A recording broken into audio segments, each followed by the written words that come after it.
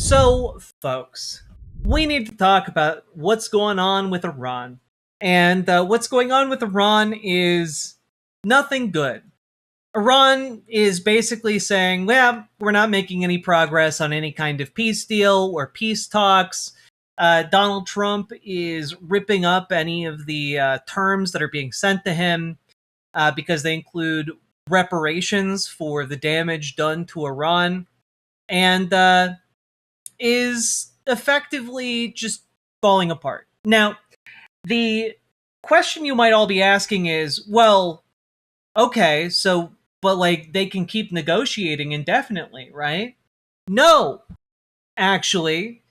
Donald Trump is kind of stuck between a rock and a hard place, which is that Iran is capable of doing what it's doing for quite some time. And in fact, it's likely capable of doing this effectively indefinitely, locking down the Strait of Hormuz. And you have the Houthis playing around with potentially locking down the Bab al-Mandeb Strait, which would be a massive expansion of this. All of that being said, Trump is trying to say the United States has total control over the Strait of Hormuz. It's totally fine, everybody. And Iran is likewise saying, nah, it's shut down. The Strait of Hormuz is locked down. We have it locked down. We are not going to unlock it until such a time as all terms are agreed to. And the terms are, well, Donald Trump isn't capable of accepting these terms because it would make it extraordinarily clear to everybody, even the most dipshit MAGA, that he lost, right? And part of the problem here is that at some point, reality and what Donald Trump's ego wants to admit, they begin to clash in a way that's incompatible. And what I mean by this is specifically oil prices, because we've already been talking about this for weeks now, which is that oil prices are largely they're going up, they're going down, who knows what's happening. But the bottom line is a certain amount of oil, like the oil isn't just like a abstract idea, it's a physical good. And at a certain point, people start running out of it. And when you run out of it, then transporting everything becomes impossible. And so prices are going up across the board in order to dissuade people from using more of it, of course. But there is now a threat from Iran, according to Business Insider here, this week that the strait, which handled 20% of the world's oil flows before the war, will remain closed until the US meets its demands or until Donald Trump's term is over in 2029. What this would mean, is effectively like a global financial collapse. Because you're already seeing jet fuel in short supply. You're already seeing diesel in short supply.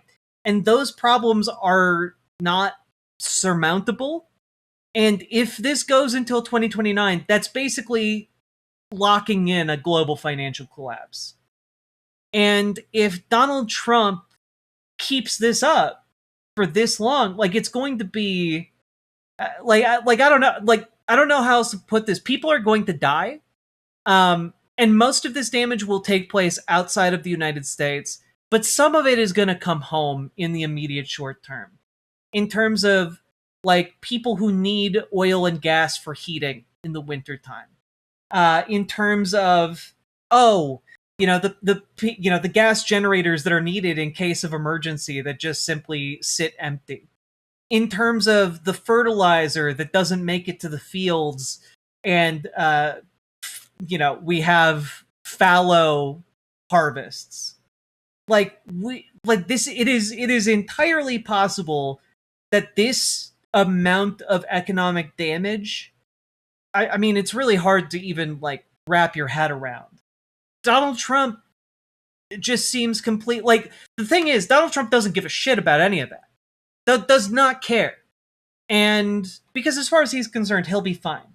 It's very common in Maine, people freezing to death in their houses. Yep, 100%. And it is getting worse. Like it's getting worse, and there's not really any good solution that seems to be coming out of this, because the Houthis are escalating their attacks in the Bab el Mandeb, which will put a further strain on the global oil supply. And all of that is being done ostensibly with America's fleet also blockading the Strait of Hormuz. And, you might be like, well, but, we got aircraft carriers, we got some of the most advanced ships in the world over there. And, like, that's true. But also, I don't know how to put this, but Pete Hegseth is a dipshit and has been trying to blame everyone under him for the interceptor shortage. But no one seems to be talking about another very crucial issue, which is specifically logistical support for the crew and personnel on those vessels engaged in this blockade. And this article is insane. It dropped on the Military Times yesterday. Multiple USS Abraham Lincoln sailors have tried to go overboard amid extended deployment, families say. Annabelle Loma has spoken with her husband only a few times since he attempted to jump overboard from the aircraft carrier USS Abraham Lincoln during his recent deployment. Communication has been difficult to come by, and he is now on medical hold. Loma, who lives in San Diego, said her husband had been repeatedly overextended before he tried to jump from the carrier. He's scared, Loma said. He thinks he'll get a dishonorable discharge, and just because he was burnt out, his 13-year career is ruined, just like that. That's not fair. That's not right. That's not what he should be worrying about right now. Lincoln's roughly 5,000 sailors and Marines remain on deployment that began November 21st. The carrier has been deployed for more than 8 months while supporting U.S. military operations in the Middle East against Iran. The deployment, which was anticipated to end in May, has been extended with no publicly announced return date.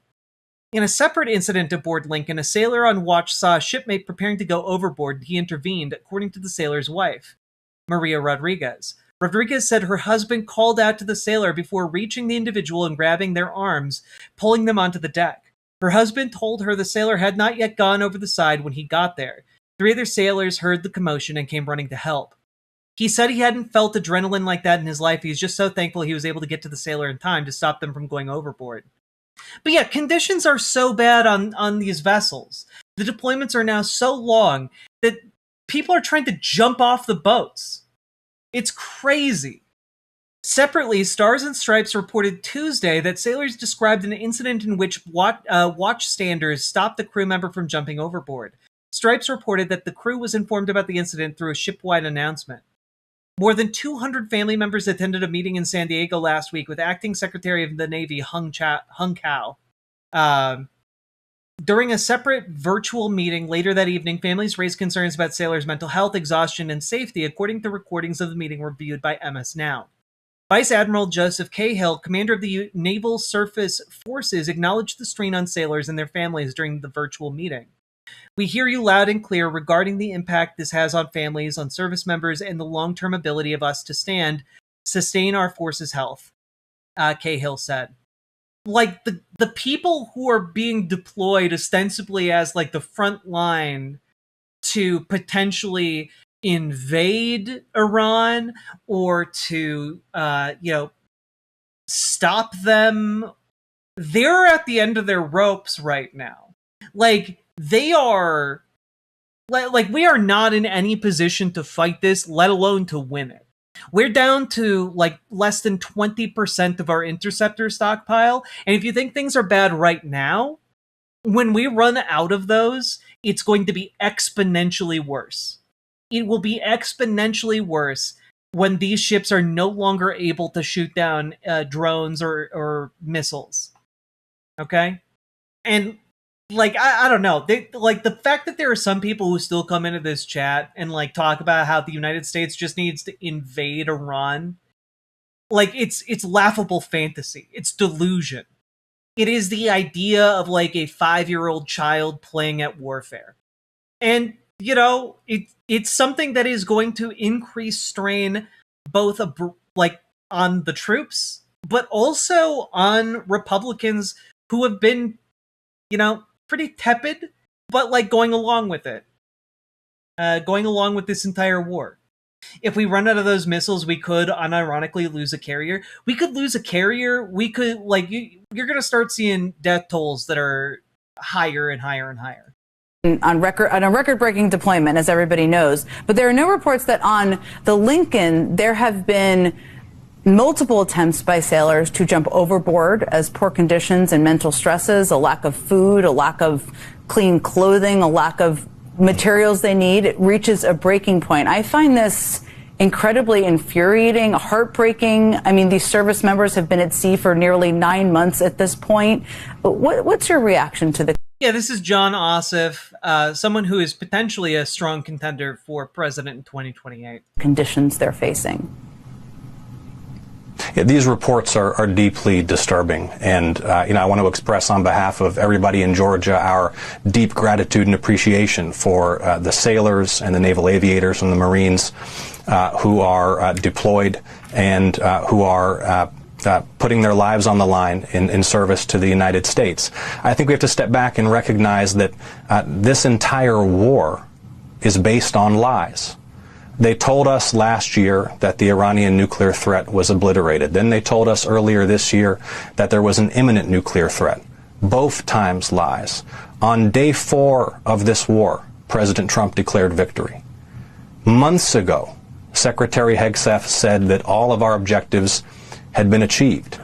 The war continues. Iran still has its uranium. Hormuz remains closed. This is a complete fiasco. It is a catastrophic failure by the commander-in-chief personally and his entire national security team. On record, this guy is a Democrat. He's a Democratic senator in Georgia. And I just want to point out, all of this, it's just such a colossal waste of life. It's a colossal waste of technology. It's a colossal waste of money. It's just a colossal waste. It's terrible. It's terrible.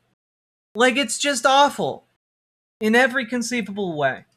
And I want to direct you guys to kind of round this out to this. ProPublica, fiasco in the factory. Taxpayers funded a $533 million artillery plant that made nothing.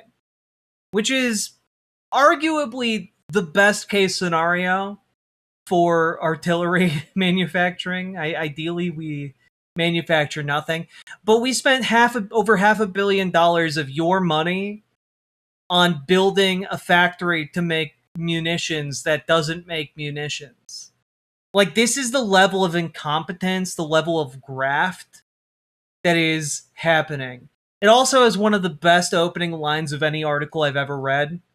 A robot was on fire. Again. And yeah, it's about a General Dynamics factory that apparently just hasn't been able to build anything, really. The fiasco has cost American taxpayers $533 million, according to the Army, but the Army has not held General Dynamics or a key Turkish subcontractor, which provided the factory's much-hyped but little-proven equipment, publicly accountable for the failures. Nor has it made General Dynamics pay a penny back. And this is one of the things, right? This is one of the things where I just get so fucking angry.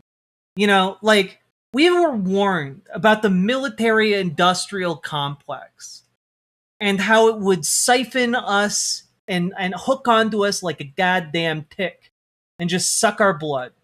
And that's exactly what we're seeing right now. I come to you with a message of leave-taking and farewell.